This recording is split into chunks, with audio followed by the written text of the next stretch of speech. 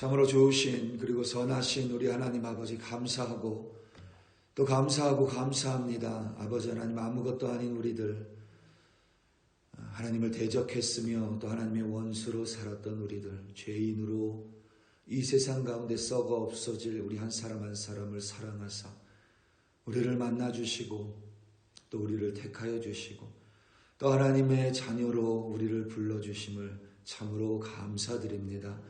오늘도 하나님 아버지의 사랑으로 말미암아 오늘 하루 숨을 쉬며 살아갈 수 있음을 고백합니다. 하나님의 사랑이 없었던들 이 자리에 있을 수도, 하나님의 말씀을 들을 수도, 또 하나님과 동행할 수도 없는 그런 존재임을 다시 한번 고백합니다. 오늘도 아버지 하나님의 사랑을 부어주시옵소서. 그 사랑으로 말미암아 하나님과 함께 동행하며 또 하나님의 말씀을 청종하며 오늘도 하나님과 함께 기쁘고 감사한 우리들이 되게 하여 주시옵소서. 감사합니다. 예수님의 이름으로 기도드립니다. 아멘. 에스겔 23장 1절에서부터 21절로 주님의 말씀을 증거합니다. 우리 다 함께 보시겠습니다. 능력받는 새벽기도, 응답받는 새벽기도, 성령과 함께하는 새벽기도. 할렐루야. 아멘. 예수님께서 이 땅에 공생의 사역을 하실 때에 12명의 제자를 선택하셨습니다.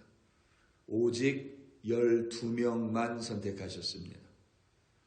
예수께서 사역하실 당시에 이스라엘은 로마 제국 통치하에 있었고 그에 의하면 정확한 수치는 아니지만 유대인 수가 대략 10만 명 정도로 추산을 합니다. 그 중에 12명만이 예수의 선택을 받았습니다. 그들은 예수와 3년 동안 동고동락했습니다. 물론 예수님은 하나님의 아들로서 모든 사람을 사랑하셨지만 인간의 관점에서 이 12명은 예수의 사랑을 각별하게 받았습니다. 예수께서 메시아라는 소문이 퍼지고 그가 기사와 이적을 행하심을 본 군중이 예수를 쫓았지만 예수의 가장 가까이에 서 있을 수 있는 이들은 오직 이 12명밖에는 없었습니다. 비록 그들의 믿음이 적었고 그들의 이해력이 부족했어도 예수님은 그들을 변함없이 용납하시고 그들을 끝까지 신뢰하셨습니다. 실수할 것을 알면서도 그들에게 사명을 맡기셨고 그들을 믿어주셨습니다. 군중이 이해하지 못하면 때로는 예수는 설명 없이 그 자리를 떠나기도 했습니다. 하지만 제자들에게는 따로 시간을 떼어서 추가로 설명을 해주셨습니다. 비유를 풀어주셨습니다. 하나님 나라의 비밀을 강론해 주셨습니다.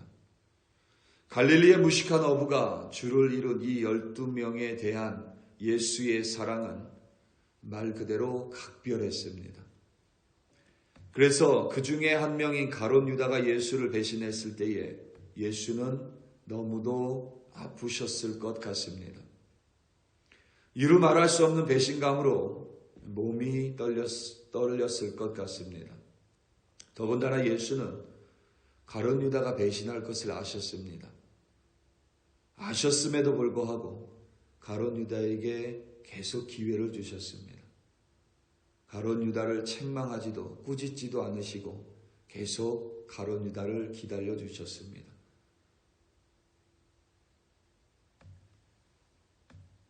가룟 유다가 돌아서기를 예수는 누구보다 바라셨을 것 같습니다. 십자가 죽음을 앞두고 예수는 이 12명의 제자들과 유월절 식사를 하면서 가룟 유다를 가리켜 차라리 태어나지 아니하였더라면 그에게 좋았을 것이라고 말했을 정도입니다. 가룟 유다는 예수의 면전에서 자신은 아니라고 뻔뻔하게 대답을 했습니다. 앞에서도 이 정도니 뒤에서 가룟 유다가 예수에 대해서 얼마나 많은 모함을 했을지, 혹은 우리가 흔히 얘기하는 뒤에서 욕을 했을지 아무도 알지 못하지만 분명히 어느 정도는 있었을 것이라고 생각을 합니다. 그래도 예수는 가룟 유다에게 단 한마디도 뭐라고 하지 않으셨습니다. 그가 돌아서기를 바라셨고 그가 예수 앞에 무릎 꿇기를 바라셨습니다. 끝까지 그를 기다려 주셨습니다. 12제자를 향한 예수의 사랑이 각별한 만큼 가룟 유다를 향한 예수의 사랑이 특별한 만큼 가룟 유다의 배신은 예수를 더욱더 고통스럽게 했습니다. 군중에서 한 명이 돌아서는 것보다, 군중 전체가 배신하는 것보다 가룟 유다 한 명의 배신이 예수에게 더 큰 고통을 줬을 것입니다. 가룟 유다를 그만큼 많이 사랑하셨기 때문입니다. 어떤 사람을 사랑하지 않으면 상처도 받지 않습니다. 익명의 사람이 배신한다고 해서 사람은 괴로워하지 않습니다. 그 사람, 나를 아는 그 사람이, 나와 신유의 관계에 있었던 그 사람이, 친밀하고 나와 가까웠었던 그 사람이 배신했을 때 우리는 때때로 그 자리에 주저앉아 버립니다. 서 있을 힘조차 없기 때문입니다. 많이 사랑했기 때문입니다. 오늘 본문을 원문으로 보면 얼굴이 화끈거려서 계속 읽기가 힘들 정도입니다. 우리말로 번역하면서 원전의 어떤 표현과 관용어구를 순화시켰습니다. 그런데도 읽는 것이 쉽지 않습니다. 하지만 이 또한 하나님의 말씀이고 하나님의 말씀에는 오류가 없으며 그 말씀은 진리임을 우리는 믿어 의심하지 않습니다. 그렇다면 우리의 정상적인 사고는 도대체 왜 하나님께서 이와 같이 다소 일반 사람들이 보기에는 거룩과는 거리가 먼 단어와 표현들을 사용했는지 생각해 볼 필요가 있습니다. 단지 이스라엘의 죄를 드러내기 위함만이 아닙니다. 단지 그들의 허물과 그들의 악행을 밝혀내기 위함만은 아닙니다. 우리 하나님이 그렇게 치졸하신 분 아닙니다. 우리 하나님 그렇게 야비하신 분도 아닙니다. 오늘 본문이 기록된 이유는 하나님의 사랑 때문입니다. 무슨 말이냐면 하나님이 이스라엘을 너무도 사랑하셨습니다. 이전에 살펴봤던 것처럼 이스라엘은 광야에 버려진 신생아와 같았습니다. 그런 이스라엘을 하나님께서는 택하시고 그냥 두면 죽어 없어질 수밖에 없는 존재인 이스라엘을 돌보시고 그를 먹이시고 입히시고 그에게 하나님의 아내인 왕후의 지위를 주셨습니다. 그만큼 이스라엘을 각별하고 특별하게 사랑하셨습니다. 여기에 아가서에서는 그런 이스라엘을 향해 하나님이 나의 사랑, 나의 어여쁜 자여 일어나 함께 가자라고 하나님의 사랑을 고백하셨습니다. 그런 이스라엘에게 하나님께서 원하시는 것은 단 하나였습니다. 바로 하나님을 사랑하는 것입니다. 천하 만물이 하나님의 소유이니 하나님이 이 세상에서 원하시는 것은 단 하나도 없습니다. 아무리 거룩한 제물로 하나님께 제사를 드린다 한들 그것이 거룩 자체이신 하나님을 얼마나 영화롭게 하면 영화롭게 하겠습니까? 하나님이 이스라엘 백성에게 원하신 것은 단 하나입니다. 하나님을 사랑하는 것. 하나님은 오직 하나 이스라엘이 하나님을 전심으로 그리고 진심으로 사랑하기를 바라고 원하셨습니다. 그런 이스라엘을 향해 하나님은 오홀라 그리고 오홀리바라고 부르셨습니다. 오늘 본문 4절입니다. 그 이름이 형은 오홀라요 아우는 오홀리바라. 그들이 내게 속하여 자녀를 낳았나니 그 이름으로 말하면 오홀라는 사마리아요 오홀리바는 예루살렘이니라. 아멘. 오홀라와 오홀리바는 한 어머니 밑에서 나고 자란 자매입니다. 오홀라는 북이스라엘 왕국과 수도인 사마리아를 가리키고 오홀리바는 남왕국 유다와 수도인 예루살렘을 지칭합니다. 오홀라라는 단어의 뜻은 그녀의 장막입니다. 하나님은 버려졌던 이스라엘을 돌보시고 입히시고 그를 자신의 신부 삼아 주시며 그녀의 장막이 되어 주셨습니다. 그녀를 외부의 모든 위협으로부터 지켜주는 그녀만의 장막이 되어 주셨습니다. 추위와 더위로부터 그녀를 보호해 주는 장막이 되어 주셨습니다. 늘 그녀를 감싸주는 장막이 되어 주셨습니다. 북이스라엘에게 하나님은 그와 같았습니다. 심지어 북왕국 이스라엘에는 선한 왕이 없었지만 그래도 하나님은 그녀의 장막이 되어 주셨습니다. 오홀리바라는 단어의 뜻은 나의 장막이 그녀 안에 있다라는 뜻입니다. 나의 장막이 그녀 안에 있다. 하나님의 성소가 오홀리바 안에 있습니다. 남유다 안에 있습니다. 하나님의 거룩한 임재가 예루살렘 안에 있습니다. 여러분, 가장 귀한 것을 아무에게나 맡기지 않습니다. 소중한 것을 맡겨야 한다면 가장 믿을 만한 존재를 찾기 마련입니다. 오홀리바가 하나님에게 그랬습니다. 하나님께서 그녀를 사랑하셨고 그녀를 소중히 여기셨고 자신의 장막을 그녀에게 맡기실 만큼 오홀리바를 진심으로 사랑하셨습니다. 오홀라와 오홀리바를 그만큼 하나님이 진심으로 전심으로 사랑하셨습니다. 그런 그녀들이 하나님을 배신했습니다. 하나님께 등을 돌렸습니다. 하나님이 아니라 열방을 사랑했습니다. 하나님이 아닌 가짜 신들, 우상에게 절을 했습니다. 하나님으로부터 완전히 떠났습니다. 그러한 하나님의 마음을 가장 절절하게 드러내기 위해서 하나님은 오늘 본문과 그 표현을 사용하셨던 것입니다.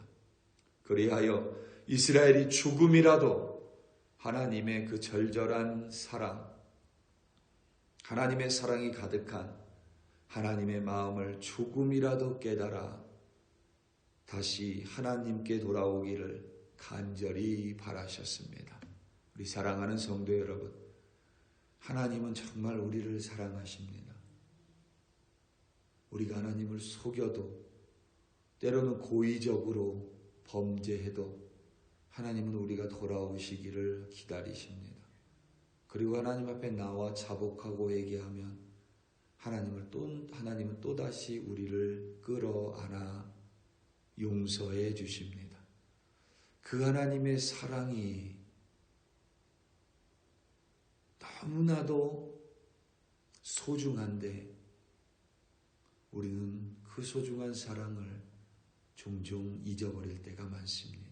마치 산소가 없으면 우리는 죽을 수밖에 없는데도 그 산소의 소중함을 모르고 매일 호흡하며 살아가는 것과 같은 모습입니다. 오늘 하루 말씀을 묵상하시면서 그 속에서 정말 하나님의 절절한 사랑을 찾아보시기 바랍니다. 그리고 그 하나님의 사랑을 마음에 품고 오늘도 하나님과 함께 동행함으로 말미암아 승리하는 여러분들 되시기를 예수님의 이름으로 축원합니다. 다 함께 기도하시겠습니다. 이 시간 함께 기도할 때에 특별히 우리 선교사님들 위하여 합심하여 기도하겠습니다. 우리 선교사님들 선교 사역지에서 정말 열심으로 오늘도 사역을 하십니다. 우리 인도의 폴, 그리고 상희 선교사님, 캄보디아의 김창훈 선교사님 내외분과 그 팀들, 또 도미니카의 김현철 선교사님 내외분과 팀들, 또 튀르키예를 향해 기도하고 사역하는 실크웨이브 미션, 우리 이 시간 또 여러분들이 알고 섬기고 있는 선교사님들 위하여 우리 이 시간 다 함께 간절히 기도할 때에 정말 하나님의 사랑이 오늘도 그들을 붙들어 달라고, 동일한 사랑이 우리 한 사람 한 사람 붙들어 달라고 우리 이 시간 다 함께 주여 한번 부르시고 합심하여 기도합니다. 주여. 할렐루야 할렐루야 할렐루야. 아버지 하나님, 오늘도 하나님의 사랑을 붙드는 우리들이 되게 하여 주시옵소서. 우리를 절절히 사랑하시는 그 하나님, 나의 장막이 되어주시는 하나님, 하나님의 장막을 나의 마음속에 세워주시는 하나님, 그 하나님의 사랑으로 말미암아 오늘도 호흡하며 살아가는 우리들이 되게 하여 주시옵소서.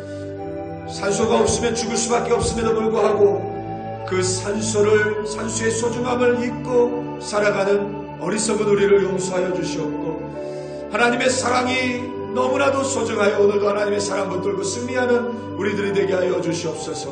오늘도 우리 선교사님들 하나님 손에 올려드립니다. 하나님의 사랑으로 그들을 한 사람 한 사람 붙들어 주시옵소서. 인도의 폴 선교사님, 상기 선교사님 붙들어 주시고, 그들과 함께하는 팀들 위에 하나님의 사랑으로 붙들어 주시옵소서. 하나님의 사랑을 가득 차가 넘치도록 부어주시옵소서. 가보디아에 우리 김창훈 선교사님 건강 붙들어 주시고, 우리 정기수 선교사님 위에 하나님의 사랑으로 함께하여 주시옵소서. 그 팀들 위에 하나님의 은총을 부어주시옵소서. 오늘 아버지 하나님, 김현철 선교사님, 김은혜 선교사님 주님선에 올려드립니다. 하나님, 그들 위에 하나님의 은총과 하나님의 자비하심과 하나님의 사랑으로 붙들어 주시되, 아버지 하나님 열심으로 사역하는 그 사역 위에 하나님의 놀라운 기사와 이적으로 함께하여 주시옵소서. 두루키 하나님의 손에 올려드립니다.